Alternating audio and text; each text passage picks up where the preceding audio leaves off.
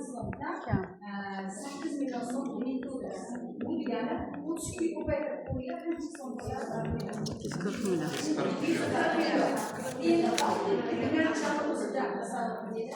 bu narsani har doim olishga loyiqsiz. Va siz gapim oxirida aytamanki, siz mana shunaqa chiroyli stavsiyaga moliyaviy erkinlikka o'zbek ayollari ham eng zo'riga loyiq va yetganingizda aksariyat 40 dan keyingi hayot biladi boshlaydi. Endi 40gacha to'g'ri ishlashgan, borishgan, kelishgan zo'rdir, hammasi zo'r. Lekin haqiqat maza qilasiz ishlarni. Va o'zim ishlashib ketganman, hammani ko'rib. O'zim 3 yil meditsinada ishlaganman, men 33 yilda o'sha yerda rahbar bo'lib, o'sha yerdan chiqqanman.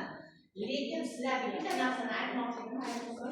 Faqat bilim bilan ishonchingizni oshirasiz dedilar. Bizga shunga vaqt ketib qoldi. Shu bilimni olasiz, bilimdan chiqib ketadi. Chunki bilim sizning ishonchingizni oshiradi. Allohga bo'lgan ishonchingiz, o'zingizga bo'lgan ishonchingiz. Har doim mustaqil bo'ling.